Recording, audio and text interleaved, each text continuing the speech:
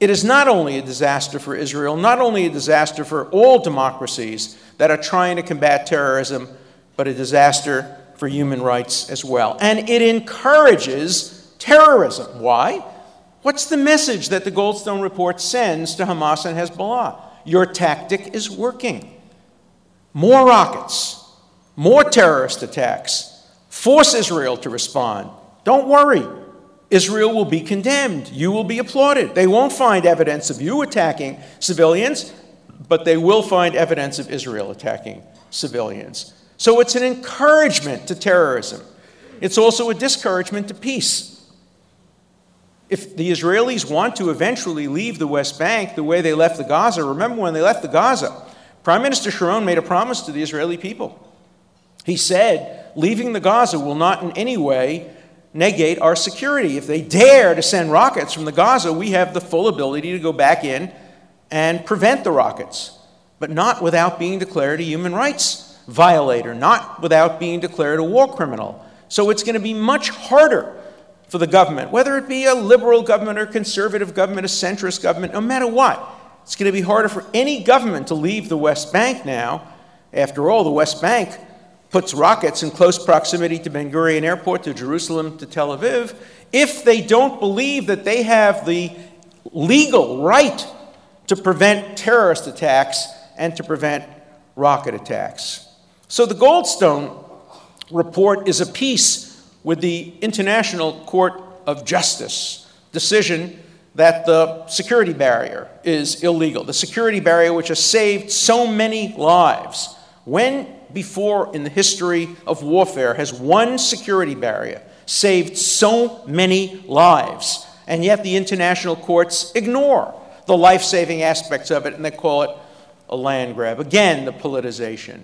And so I think we will see more terrorist attacks. I think we will see more rocket attacks. Hezbollah has accumulated thousands of rockets that now have a much further reach into all parts of Israel and even in the Gaza, although they obviously received a substantial message from the Israeli Defense Forces, they too are accumulating additional rockets. And people say, oh, it's the fault of the blockade. Well, the blockade didn't begin when Israel left the Gaza.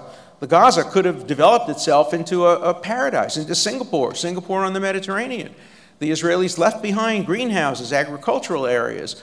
Wolfson donated money of his own to help build a vibrant economy in the Gaza. And instead, they took all their money, and instead of building shelters for their civilians or building industry, they built rockets, and they built tunnels. And they built efforts to attack Israel and to capture Israeli soldiers like Corporal Gali. So what we're seeing is that double attack, the delegitimation coupled with an encouragement to terrorism. And then, of course, there's Iran. And Iran poses the most significant threat that Israel has ever faced. The intelligence assessment that the United States made about 2 years ago was just dead wrong. It said that Iran had abandoned making nuclear weapons in 2003. The Israelis, the British all told the United States they were wrong. Their intelligence showed that Iran is developing on a two-track system the ability to have nuclear weapons, and as those signs outside show, a smiling Ahmadinejad. Trust me, I met Ahmadinejad when Roz and I were in Switzerland protesting Ahmadinejad, speaking at the United Nations. I came in contact with him. I mean, I was as close to him as I am to you in the front row. And I tried to challenge him to debate. He said the Holocaust had never occurred. I tried to ask him through journalists, have you ever been to Auschwitz? What books have you read? And I ended up getting arrested. It was a very proud moment in my life. And